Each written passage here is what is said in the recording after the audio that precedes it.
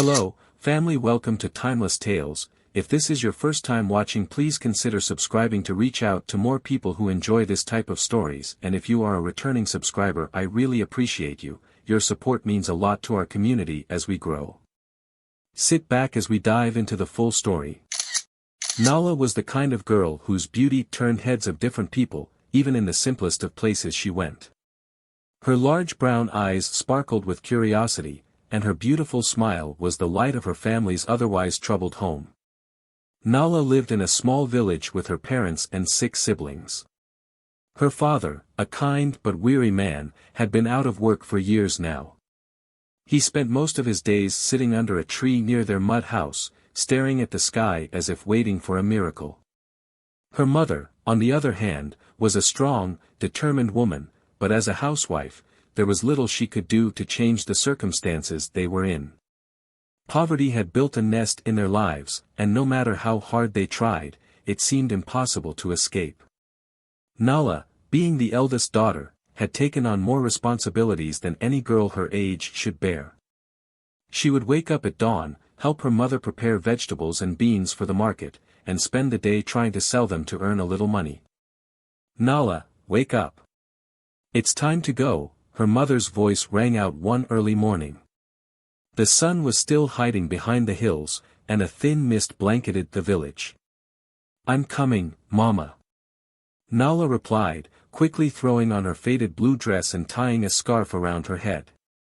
Her mother stood by the small fire outside, cooking beans in an old black pot. "We don't have enough vegetables today," her mother said with a sigh, stirring the pot absent-mindedly. "We'll have to make do with what we have." Nala looked at her mother with concern. "Don't worry, Mama. We'll sell everything, I promise," she said softly, though deep down, she wasn't sure. By the time they reached the market, the sun had started peeking through the clouds, spreading a warm golden light. Nala set up their small wooden stall, carefully arranging the vegetables to look more appealing. As the day dragged on, customers came and went, some buying a handful of beans, others merely glancing and walking past. It was late morning when everything changed. A convoy of sleek black luxurious cars rolled into the dusty market road, catching everyone's attention. Villagers paused mid-sentence to stare at them. The cars gleamed in the sunlight, their presence so out of place in this modest village. People whispered amongst themselves, curious about who could own such grand vehicles. From the largest car stepped a middle-aged man dressed in an expensive white agbada, a traditional outfit that screamed wealth. He was tall, with graying hair and sharp, intelligent eyes that missed nothing. This was Mr. Chukudi, a wealthy businessman known in the city but a stranger to this quiet village. As he walked through the market, accompanied by a few men who looked like his bodyguards, Mr. Chukudi's gaze swept over the vendors and stalls. It was clear he didn't come here often, his confident stride and scrutinizing look proved that.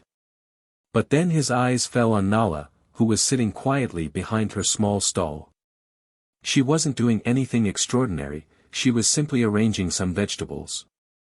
But something about her calm, innocent beauty made Mr. Chukudi stop in his tracks. He tilted his head slightly, studying her. "Nala," her friend whispered from the next stall, nudging her.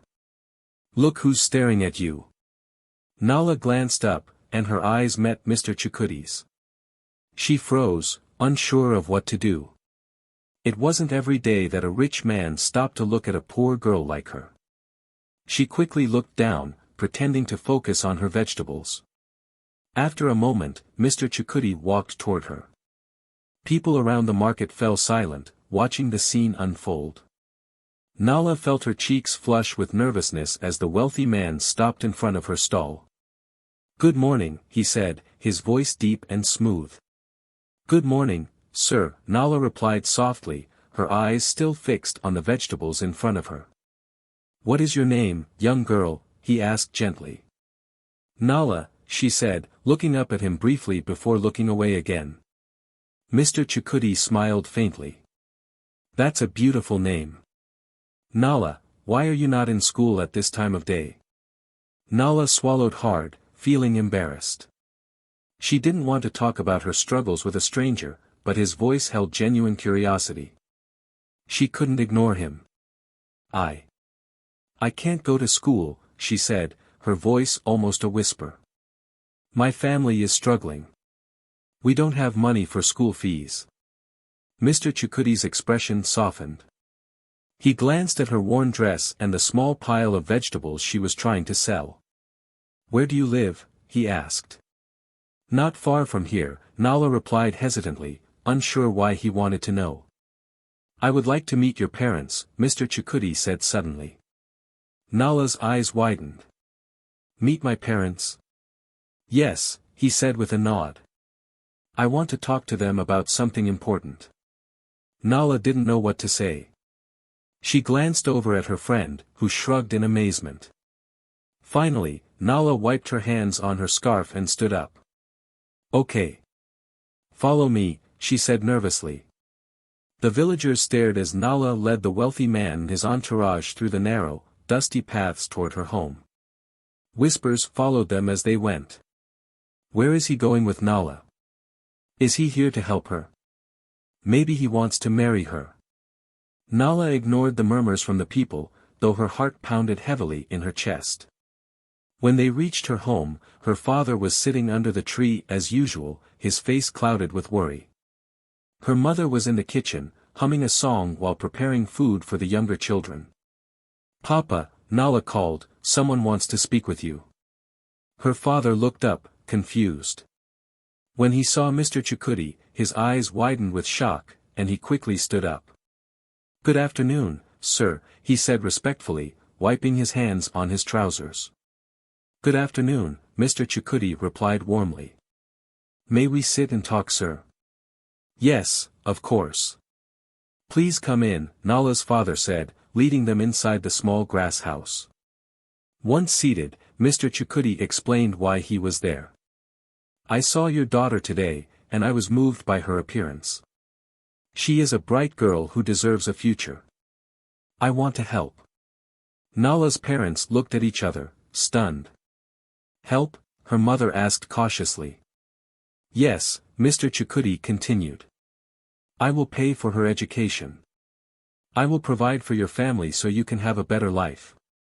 But," he paused, "I have one condition for you." Nala's parents leaned forward, waiting for the question. "When Nala grows up, I would like her to marry me," he said gently. "I will wait for her. There is no rush. I only ask for your promise." Nala's mother gasped, covering her mouth with her hand. Her father sat back, lost in thought. After a long silence, he said, "You are a kind man to offer us so much. But this is a big decision, we shall first discuss with her." "I understand," Mr. Chukuti said. "Take your time to talk to her and come up with the final decision. I will return tomorrow for your answer." When he left, Nala sat with her parents, listening to their hushed conversation.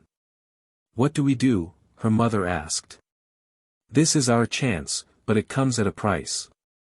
Her father sighed deeply. "I don't know. But can we really let this opportunity slip away? Let us first talk with Nala." That night, Nala lay awake in bed, wondering about the strange twist her life had taken. She didn't know what the future held in front, but one thing was clear about this: things would never be the same again. The next morning, when Mr. Chukuti returned, Nala's parents gave their answer. They agreed to his proposal, and from that day on, Mr. Chukuti kept his word. For Nala and her family, it seemed like the end of their suffering.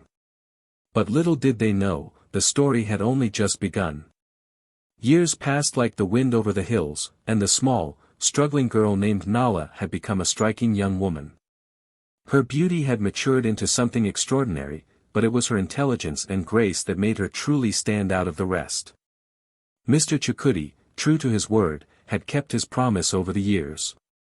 He paid for Nala's education, enrolling her in one of the best schools in the country, and ensuring she lacked nothing in this world.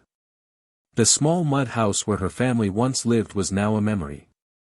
In its place stood a fine home in the city, built by Mr. Chukuti's generosity.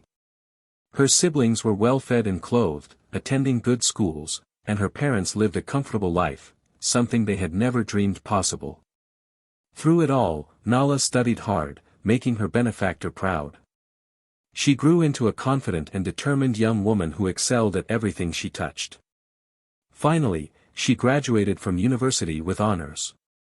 The day of her graduation was nothing short of a festival. A large crowd had gathered to celebrate her success. The front yard of their new home was decorated with colorful ribbons and balloons.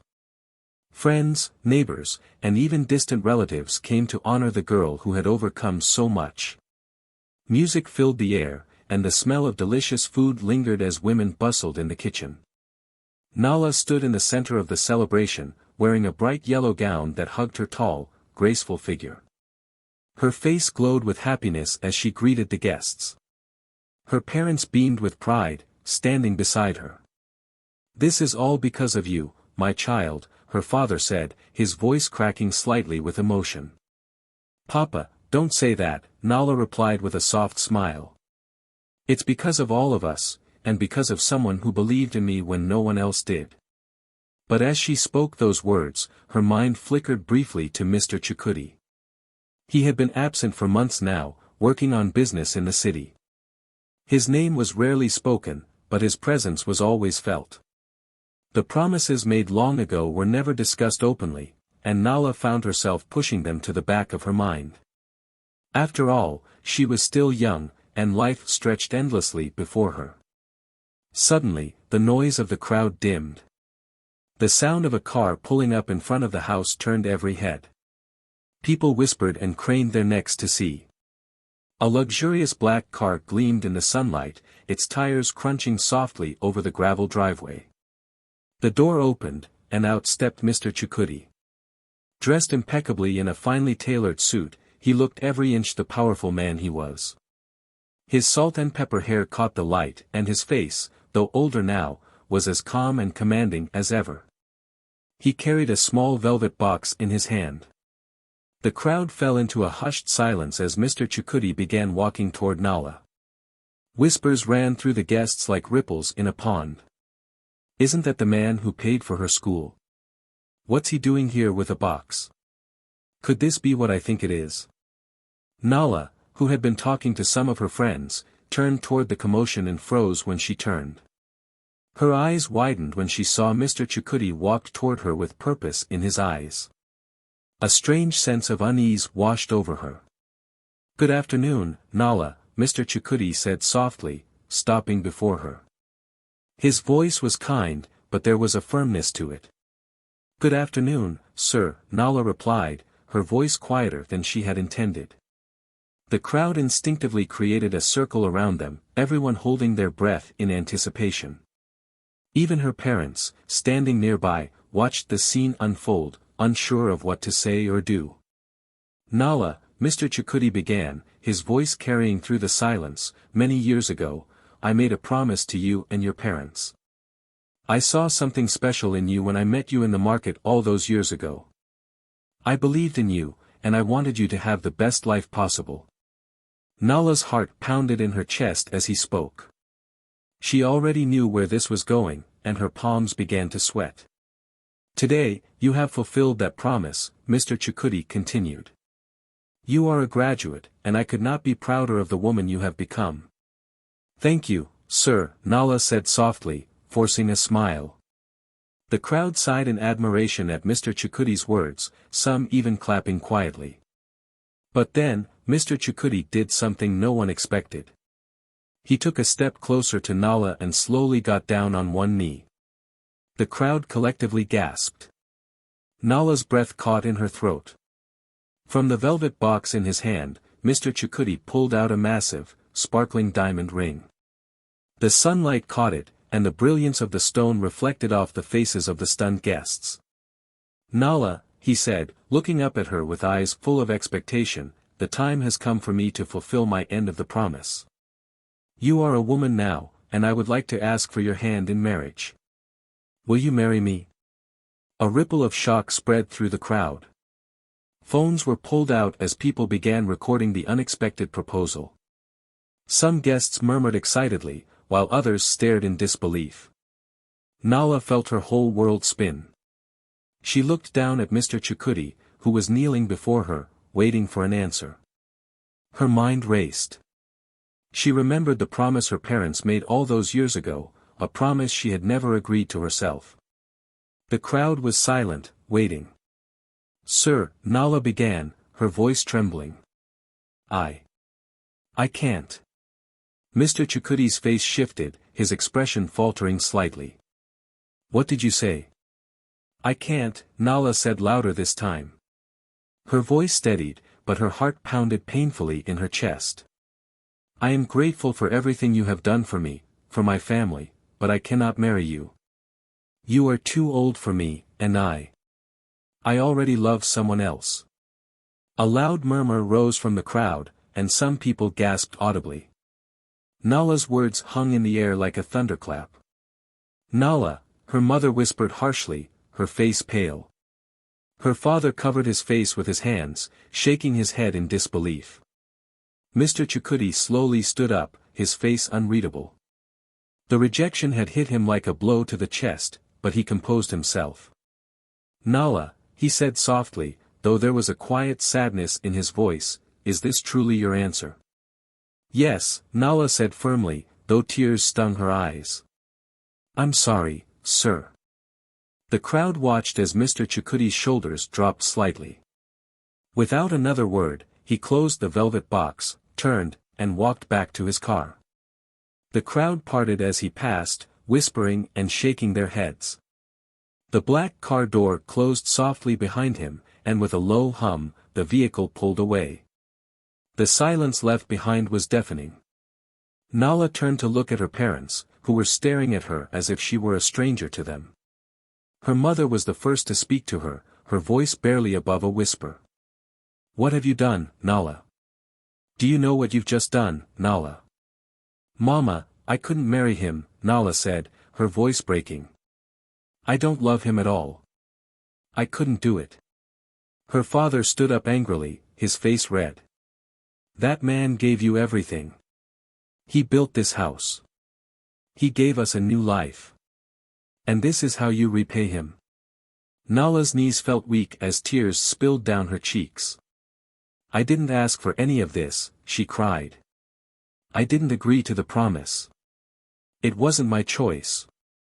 Her words hung in the air like a dagger. The party was over.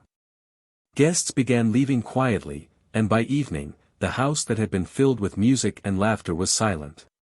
That night, Nala lay in her bed, staring at the ceiling. She felt guilt weigh heavy on her chest, but deep down, she believed she had done the right thing. She was young. She wanted to choose her own path, her own love. But what Nala didn't know was that her decision would set into motion events that would change her life forever. The days following Nala's graduation party were heavy with silence. The house that had once been filled with laughter and joy now felt like a prison. Her mother barely spoke to her, moving around the house with a blank expression in her eyes, while her father avoided looking at her altogether. The weight of disappointment hung in the air like a storm cloud in the sky. At night, Nala could hear the murmurs of her parents. "What are we going to do?" her mother whispered bitterly. "I don't know," her father replied, his voice tired and strained. "That man gave us everything, and she humiliated him. How can we ever repay such kindness?" Nala lay on her bed, tears slipping down her cheeks. She hadn't wanted to hurt her parents, nor did she intend to repay Mr. Chukudi's kindness with embarrassment. But deep down, she believed she had done the right thing. She wanted love, not obligation. Months passed, and life became harder for Nala. She was determined to move forward, and soon, she found herself swept off her feet by a charming young man named Emeka. He was tall, handsome, and full of dreams, a stark contrast to the calm, older Mr. Chukudi. Emeka spoke sweet words to her and promised her the world. "Nala, you are my everything," Emeka whispered one evening as they sat under the stars. "We'll build our future together, and nothing will ever come between us." Nala believed him. Against her parents' wishes, she married Emeka in a small ceremony, convinced that this was her chance to find happiness on her own terms. But reality hit hard, and it hit fast. Barely 2 months into the marriage, cracks began to show. Emeka, who had seemed so kind and devoted, revealed a different side of himself.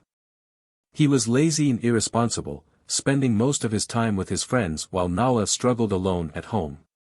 One evening, after waiting hours for him to return, Nala confronted him when he stumbled in reeking of alcohol. "Emeka, this is not what we agreed to," she cried, her voice breaking. "You promised we would build a life together, but you're never here." "Stop nagging me, Nala," Emeka slurred, waving her off. "You think you can lecture me? Go to bed." His dismissive tone stung like a slap, and Nala felt her heart shatter. This wasn't the life she had imagined. Days turned into weeks, and things only got worse. Arguments became frequent, and Emeka's words grew sharper. Finally, one morning, Emeka packed his things and left without a word. When Nala's parents heard the news, her mother shook her head sadly. "You see, Nala," she said softly, "not everything that shines is gold." Nala returned home, broken and ashamed. She avoided everyone, spending her days in her room, haunted by the failure of her marriage. But life, as always, continued to move forward. After a year of healing, Nala gave herself another chance. This time, she married Chaik, a kind, hard-working man who seemed perfect. Their wedding was modest but beautiful, and for a while, Nala believed she had finally found happiness. But trouble found her once more. Months turned into years, and Nala could not conceive a child. At first, Chaik was supportive, holding her hand during endless doctor's visits. But as time dragged on and no child came, his patience began to fade.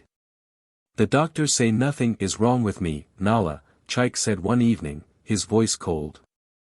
"The problem must be you." "It's not my fault," Nala whispered, tears streaming down her face.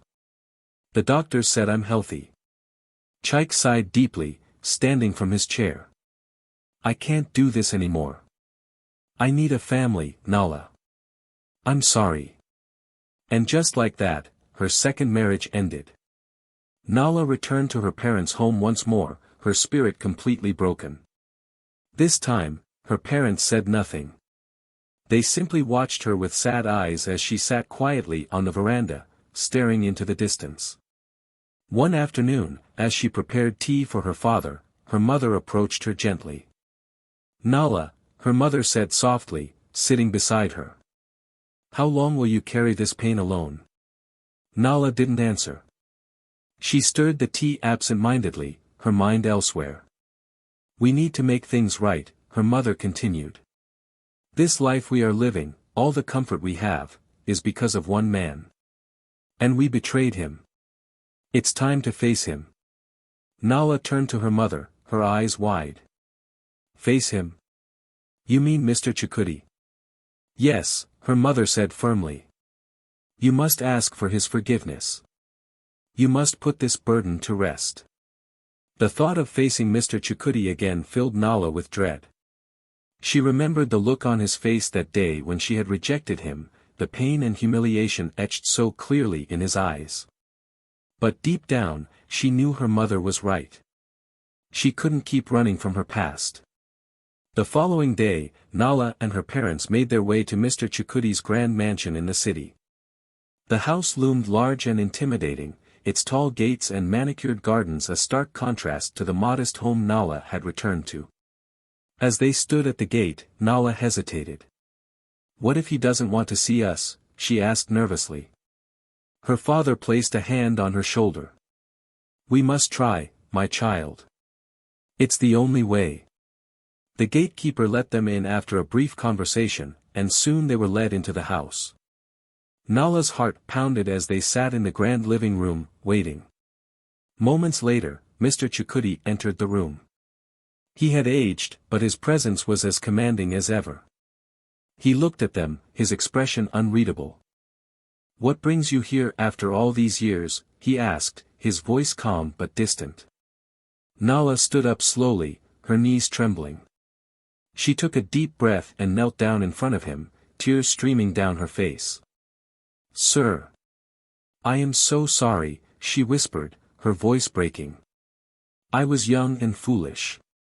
I didn't know what I was doing. I took advantage of your kindness and repaid you with humiliation. Would you please find a space in your heart to forgive me?" Mr. Chukuti stared at her for a long time. The silence stretched on, so thick it was suffocating. Finally, he spoke, his voice soft. "Nala," he said, "I forgave you a long time ago." Nala looked up at him, her face streaked with tears. You forgave me?" "Yes," Mr. Chukuti said, his expression gentle. "I was hurt, yes. But forgiveness is not something I withheld. I gave you everything because I wanted to see you succeed. I never regretted helping you." Nala's sobs filled the room as relief washed over her. Mr. Chukuti extended his hand to her, helping her to her feet. Her parents, watching the scene unfold, also wiped tears from their eyes. In the months that followed, Nala and Mr. Chukuti slowly began to rebuild their relationship. They spent time together, talking, laughing, and understanding each other. Nala found comfort in his kindness, and for the first time in years, peace returned to her heart. Eventually, Mr. Chukuti proposed again, not as an obligation, but as a choice. This time, Nala accepted, knowing that love could come in many forms, including respect, trust, and forgiveness. Their wedding was a quiet, beautiful ceremony, attended by close friends and family. The villagers who had once witnessed Nala's rejection of Mr. Chukuti now gathered to celebrate their union, marveling at the twist of fate that had brought them together. Months later, Nala gave birth to a healthy baby boy. As she held her child in her arms, tears of joy filled her eyes. She looked at Mr. Chukuti, who smiled back at her, his face filled with pride. "Thank you," she whispered. "For what?" Mr. Chukuti asked softly. "For never giving up on me," she replied. Moral of the story: sometimes, life's greatest lessons come through mistakes, forgiveness, and second chances. Nala had found peace, not just with her past but with herself. And in the end, love, patience, and redemption triumphed.